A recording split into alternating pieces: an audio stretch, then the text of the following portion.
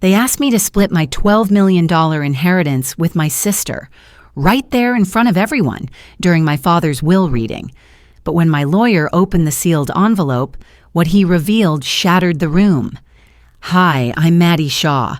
For over 3 decades, I believed Aria was my sister. We shared birthdays, bedtime stories, and secrets. But turns out, not even our last name was real.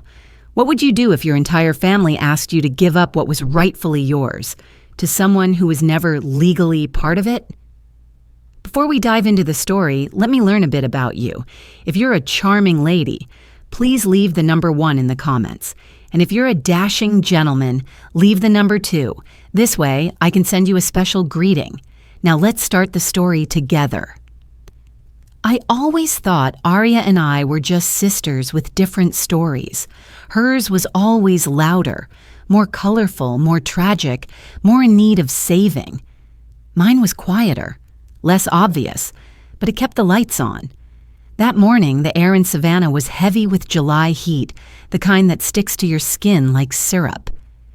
I stood at the kitchen counter slicing strawberries, the smell of biscuits baking behind me and the clink of lemonade glasses waiting on a tray.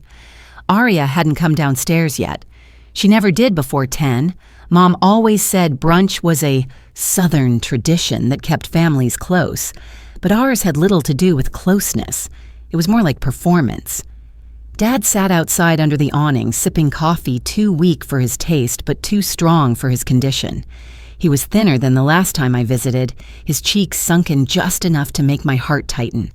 When Aria finally appeared, her hair was wet from a late shower, her dress wrinkled and her smile effortless. Mom beamed like the sun had just arrived. "There's my beautiful girl," she said, reaching for Aria's hand. I poured iced tea.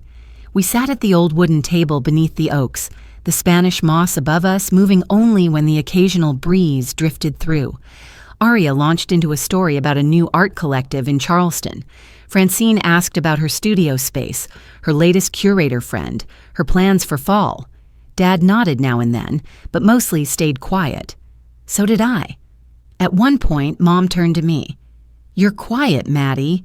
Work still keeping you busy?" I smiled, polite. "Design review season. It always is."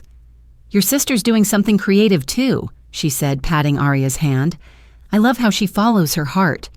What I didn't say, I was the one who paid for Aria's BFA when Dad's job lost benefits. I was the one who repaired the leaking porch roof twice. I was the one who maxed out a credit card covering Dad's medication during that bad winter. I never told them. I just did it. "That's how it was in our family," Aria expressed. "I provided." As we cleared the table, Mom carried a tray inside and called me into the kitchen. She handed me a plain white envelope. "Your father wrote this a while back," she said softly. "He wanted you to have it, privately." I held the envelope but didn't open it. Not yet. Later, after everyone had gone inside to nap or scroll their phones or simply disappear, I sat on the porch alone. The cicadas hummed their endless song. I opened the envelope. Inside was a typed draft of Dad's will. My name was there, listed clearly. Under it, in handwriting that wasn't his, another name had been added, Aria. There was no explanation, no signature confirming the edit, just that single scrawled word sliding in like it had always belonged. I stared at it. Something shifted in me. A quiet click, like a door unlocking inside my chest. For years, I'd told myself that family meant more than legal lines on a document. But now, here I was, holding paper proof that even legal lines could be blurred without my knowing. I folded the will carefully, slipped it back into the envelope, and tucked it into my purse. I wasn't angry. Not yet. I was alert. And as I sat there watching the shadows stretch across the lawn, I realized that name, scribbled beneath mine, wasn't just a name. It was a story being rewritten in real time, and I was about to find out who held the pen. "You both deserve a fair share," Mom said, as if fairness had always been the rule in our house. We were sitting in the living room, late August 2021, heat pressing against the windows like it wanted in. The old ceiling fan creaked above, and the air smelled faintly of lemon polish and something older, memories too stubborn to air out. Arya sat cross-legged on the couch, flipping through a glossy art magazine. I sat upright in Dad's armchair, trying not to notice how the cushions had forgotten his shape. Francine folded her hands, resting them just so on her lap. Her voice was gentle in a rehearsed kind of way. "Your father and I have been thinking. With the estate, it only seems right that you and Arya divide it equally." Arya didn't look up, but I saw the slight upward curve at the corner of her mouth. "I mean," Mom continued, "you've both been our daughters for so long. I can't imagine doing it any other way." I didn't say anything. My throat felt dry, like I'd swallowed sawdust. Arya finally glanced up, tilting her head. "I'm not asking for anything," she said lightly. "I just don't think Dad would want us to fight." I looked at her then, really looked. The way her voice was soft, just the right amount of hesitant. If I didn't know her, if I hadn't spent years watching her get exactly what she wanted in that same tone, I might have believed it.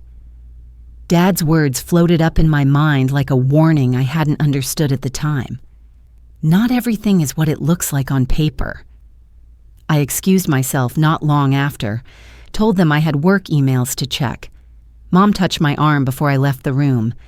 "You've always been so responsible, Maddie. So giving. That's why I know you'll do the right thing." The next morning, my inbox held one unread email from Joseph Linwood. "Let me buy you a coffee. I believe we need to talk." His office sat above an old bookstore downtown. The stairs creaked, and the air carried the scent of aged paper and quiet conversations. His waiting area was all warm wood and sunlit plants. Nothing about it felt like confrontation. But when Joseph stepped out, folder in hand, his eyes told a different story. "Madeline," he said, offering a hand and a tired smile. "Come in." We sat across from each other, the window behind him framing a slice of oak tree and open sky. "I won't take long," he began, placing the folder on the desk between us, "but I need you to see something." I nodded, unsure what I was agreeing to. "I've worked with your father since before Arya arrived.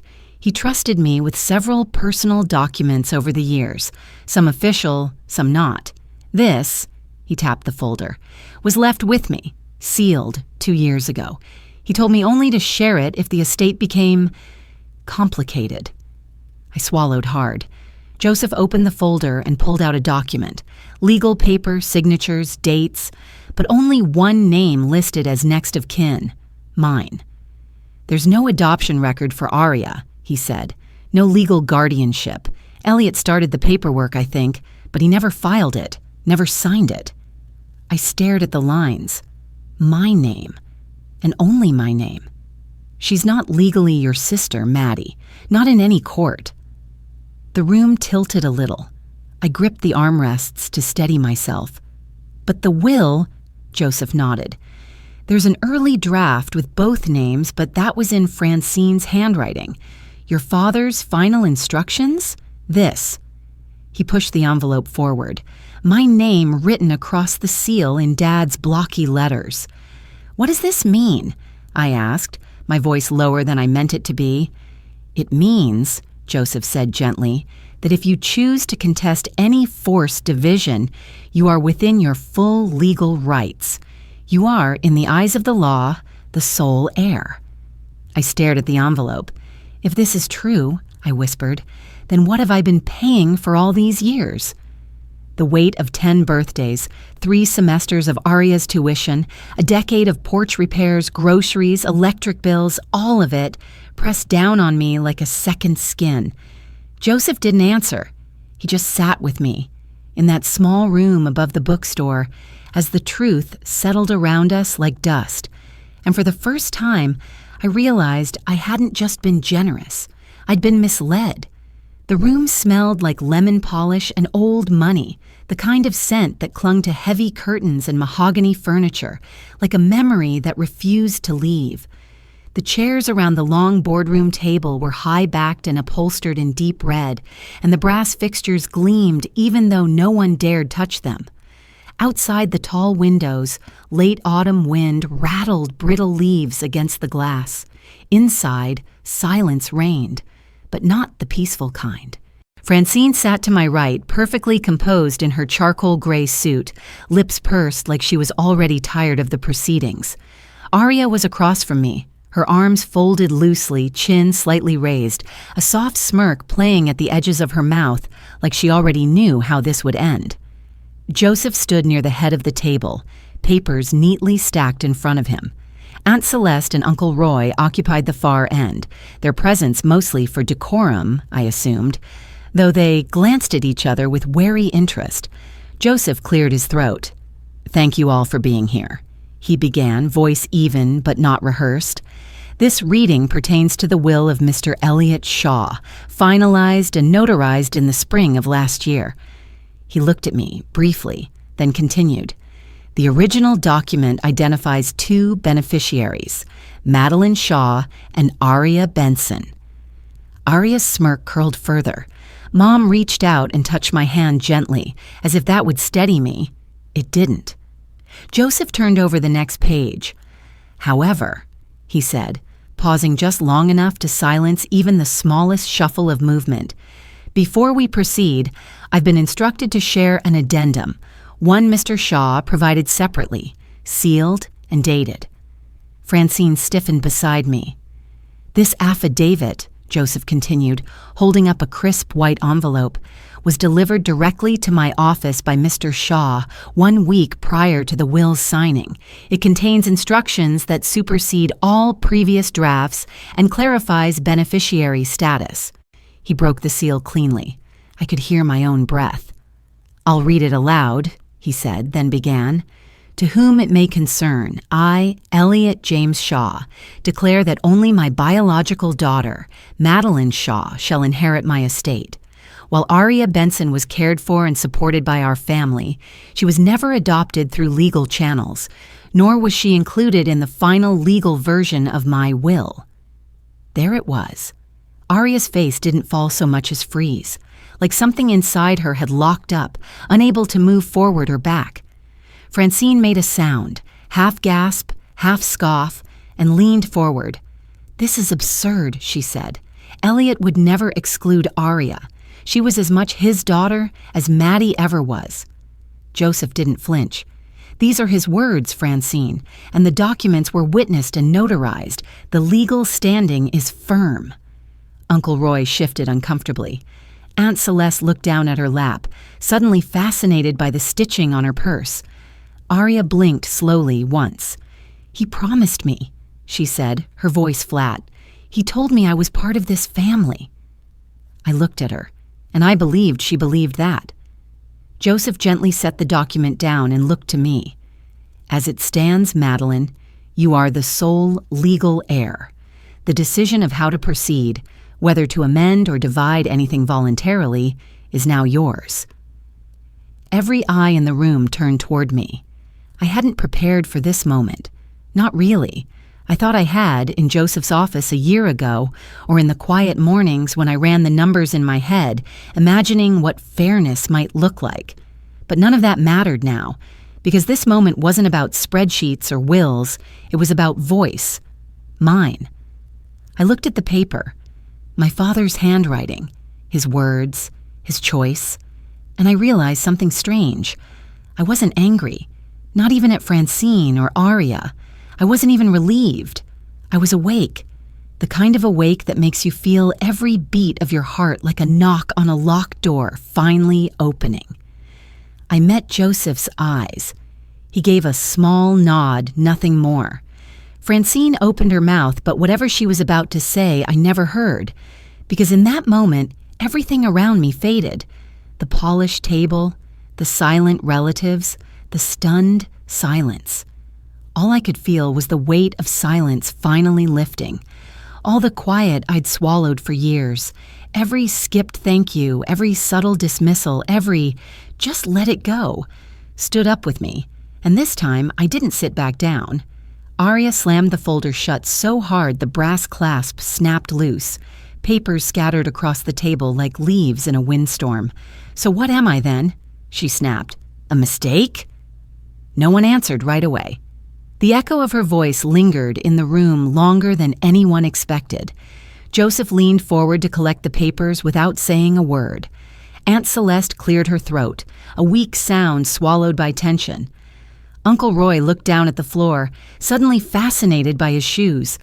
Francine rose from her chair, her expression unreadable, but her jaw tight. "That was completely unnecessary," she said, glaring at Joseph, but her words landed on me. I didn't flinch. Aria was standing now, fists clenched at her sides, eyes red not from tears, but from the heat of humiliation. "You could have talked to me, Maddie, privately, not like this, not in front of everyone." "I didn't make this decision," I said, voice low. "Dad did." "No," she spat. "You made a choice. You let it happen. You sat there and watched me be erased." Francine stepped between us. Her voice was quieter now, but sharper. "You may be right on paper, Madeline, but loyalty isn't something the courts measure. And after everything this family gave you—" I blinked. "Everything this family gave me?" Her silence answered more than words could. Joseph stood. "The facts are clear. The estate falls to Maddie. Any attempt to challenge it would be unwise." Aria turned to him, voice trembling. "You think I care about legal facts? He raised me. I was there for every Sunday dinner, every Christmas morning. I called him Dad." "I know," Joseph said gently, "but your name was never made legal. Elliot never completed the adoption. I'm sorry." I wanted to say something soft, something kind. But the truth was, I was tired of softening the edges of reality to keep others comfortable. I saw her then, not as a rival, but as a girl I once helped climb the backyard tree, as a teenager I covered for when she missed curfew, as the young woman I drove to prom when her date bailed. I had been there, but being there didn't mean I was never allowed to draw a line. Later that evening, we returned to the house. The kitchen was still littered with leftover hors d'oeuvres from the morning. The crusts of quiche on china plates, a half-empty bottle of cheap Prosecco, olives floating in cloudy brine. Francine poured herself a glass of something amber and strong, then leaned against the counter with the weight of someone who believed she'd been wronged. "You made your father into a divider," she said without looking at me, "and now you're doing the same to the rest of us." I stood by the window, the cold from outside slipping through the glass. "You taught me to keep the peace," I said. "You just never said at whose expense." She turned to face me fully, eyes narrowing. "So this is it? You're going to walk away with everything and leave the rest of us behind?" I looked around the house, at the piano I learned to play on, the worn carpet where I once spilled apple juice, the bookshelf still holding my high school yearbooks. "I've already been left behind," I said, "for years. You just didn't notice." I left before she could reply. That night, I sat on the porch of my apartment, a blanket across my lap, the air sharp with early winter. I thought of Dad, how he used to sit with me on cool nights like this, handing me stories like soft gifts. He'd always end with something simple but sturdy. "Keep yourself," he once told me. "There'll be days when that's all you've got." My phone buzzed. "Francine, if you sign the division by noon, we can all move forward. Don't burn this bridge." I stared at the message. There was no anger in me, no guilt either, only quiet. And for the first time, that silence wasn't a place I'd been pushed into. It was one I chose. I set the phone down and didn't respond. I used to think boundaries meant selfishness. That drawing lines was something people did when they stopped caring. Turns out it's something you do when you finally care enough about yourself. It was a quiet Sunday morning in early December, the kind where the cold seeps through the windows even with the heat on. My apartment, newly mine, newly silent, was still bare in that clean, deliberate way. One plant, one coffee cup, one person figuring out how to take up space again. On the table in front of me sat a typed letter, notice of non-consent to inheritance division. My name was at the top, the signature line still blank. I stared at it for a long time before picking up the pen. I didn't rush. I wasn't angry. I was clear. That clarity had taken years. It sounded like missed thank yous. Felt like loneliness at family dinners where I was praised for being dependable, but never asked if I was tired. Looked like bank transfers marked emergency for people who never remembered the amount. The first voicemail came just after noon. Francine. Maddie, honey, I didn't mean to pressure you. I don't want this to define us. An hour later, another. I know things got heated, but Aria's hurting too. Can't you meet her halfway just this once? By evening, her tone changed. If you're going to turn your back on this family, don't expect us to be waiting when you turn around. I didn't listen to the fourth. Instead, I walked to the mailbox. The cold bit at my cheeks, and I welcomed it. It reminded me I was still here, still choosing. I dropped the envelope in, sealed and addressed to Joseph. Final. Clean. That night, a letter slipped under my door. The envelope was cream-colored, the handwriting unmistakable. Aria. Inside was a single page, written in blue ink. I don't know what's real anymore. Maybe you're right. Maybe Dad didn't see me as his daughter. But I did. I still do. And I thought you did too. I'm sorry. But I also think you're being cruel. Love doesn't need signatures. I folded it once and set it aside. There were things I could have said, things that would have been true and maybe even kind, but I didn't write back. Not every silence is empty. Some are earned. The next afternoon, Clara stopped by unannounced. She held a small canvas tote and wore that look she always had when she brought food or news or both. I won't stay, she said, stepping inside anyway, but I found something. From the tote, she pulled out a portfolio I hadn't seen in nearly 2 decades. My old sketches, ones I drew when I was 15, loosely shaded faces, trees leaning in wind, a study of hands holding hands. You used to draw like you were listening to something inside you, she said. I miss that version of you. I think maybe you do too. I didn't cry, but something softened. After Clara left, I spread the drawings across the floor. They weren't perfect. Some were awkward, unfinished, but they were mine, and I remembered what it felt like to create without asking permission. That night, I sat by the window again, watching the street lamp flicker in the cold. I pulled out my phone and began blocking numbers. Francine, Aria, even the house line I hadn't called in months. My thumb hovered for a moment, then tapped, block contact. Peace isn't always quiet. Sometimes it's decisive. The next morning, Joseph called. Francine's lawyer filed a notice of intent to challenge the will, he said. Just a preliminary filing, but looks like it's not over. I let the silence stretch. Then I said, let them challenge. And for the first time in a very long time, I wasn't the one trembling anymore. The quiet didn't scare me anymore. It sounded like possibility. Asheville greeted the winter sun with sharp light and long shadows. Outside, the sidewalks were still wet from a morning frost that had begun to melt. Inside my new studio, warmth lived in the little things.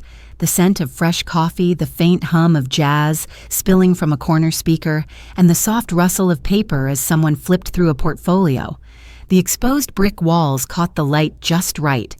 I'd painted the trim myself in a dusty sage green and laid the rugs so they didn't quite match, but they belonged. Clients wandered in and out, curious, kind. Some were neighbors, some were friends. A few were just passers-by who liked the smell of sugar cookies and possibility. Joseph arrived late, holding a bouquet of tulips that had no business surviving this season. He handed them to me with a crooked smile. They're stubborn, he said. Like you. I laughed.